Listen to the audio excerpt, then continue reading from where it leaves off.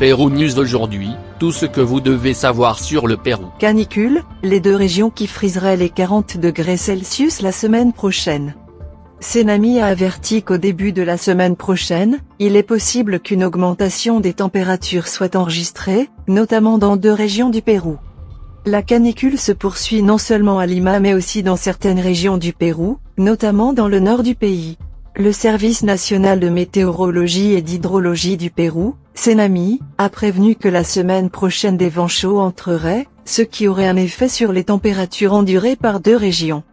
David Garret, ingénieur météorologique du Senami, a déclaré qu'au début de la semaine prochaine, il est possible qu'une légère augmentation de la température soit enregistrée, car il y aurait une plus grande entrée de vent chaud venant de l'hémisphère nord.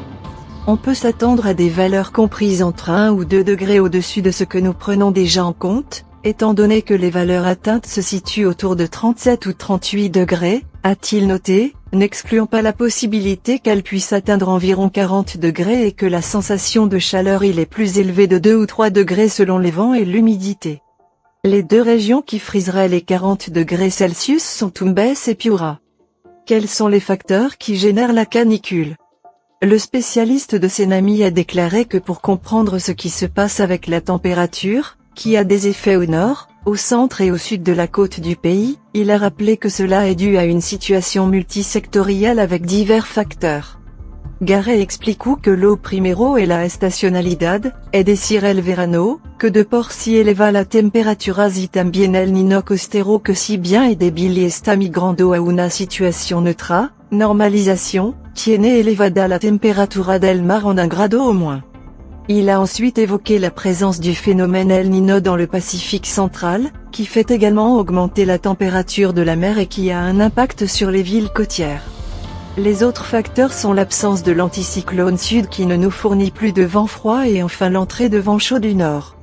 Il a dit que tous ces facteurs sont à l'origine de l'augmentation de la température et que cela a un impact sur le fait que les rayons ultraviolets, lorsque le ciel est clair en raison de l'absence de nuages, ont un plus grand impact sur les personnes car le rayonnement est plus important. Recommandations. Compte tenu du scénario de canicule, les autorités recommandent aux gens de prendre des précautions telles que l'utilisation de crème solaire, de chapeaux à large bord, de parapluies, de lunettes de soleil et d'éviter de sortir entre 10h du matin et 16h de l'après-midi. Ils ont également déclaré qu'ils étaient réhydratés en permanence pour éviter les coups de chaleur. Laissez-nous votre commentaire et abonnez-vous pour continuer à grandir et suivez-nous sur nos réseaux sociaux, Facebook, YouTube, Instagram et TikTok. Pérou News aujourd'hui, suivez-nous sur Facebook et Instagram.